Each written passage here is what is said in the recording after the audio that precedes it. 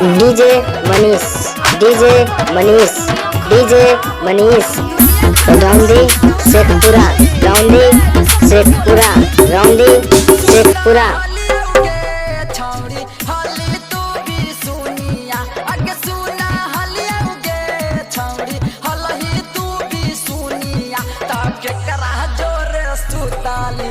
टूट गया ना थुनिया आगे के करा जोरे सुताली की टूट गया ना थुनिया।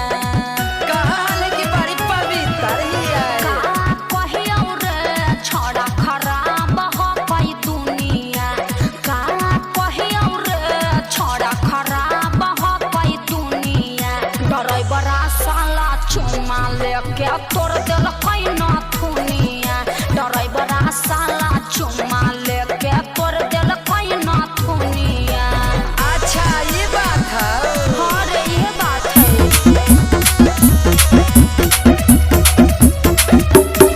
DJ Manish, DJ Manish. रौंदी शेखपुरा, रौंदी शेखपुरा। चला हो चकरा तोरा करई थी बहाना। नहीं रे ऐसन कोनो बात नहीं है। अरे टेम्पू पर बैठा के हमारा घुमल कई जहाना। अच्छा तो बिना मन के घुमल गई आगे। चला हो चकरा तोरा करई थी बहाना। अरे टेम्पू पर बैठा के हमारा घुमल कई जहाना।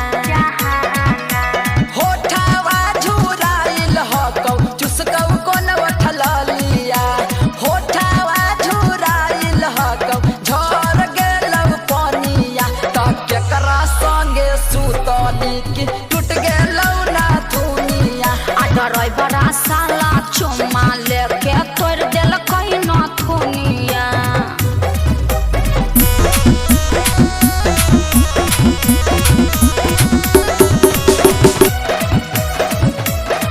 DJ Manish, DJ Manish, DJ Manish. रौंदी शेखपुरा, रौंदी शेखपुरा, रौंदी शेखपुरा। छौरी दिलाबा के आस गे। अरे नहीं रे सुनही ना आ कोई सन हो गेनी अकेला हम प्रकाश रे। कबो ना पुरैली छौरी लालुआ के आस गे।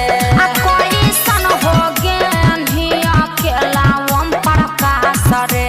आगे झूठी विश्वास कर लायक ही गे। लागो ही बजाओ ही कुनालवा संग हारमोनिया। लागो ही बजाओ ही सुगनवा संग हारमोनिया। आयो हीरा जरे सुतली त टूट गेलै ना थुनिया। DJ Manish, DJ Manish, DJ Manish. रौंदी शेखपुरा, रौंदी शेखपुरा, रौंदी शेखपुरा।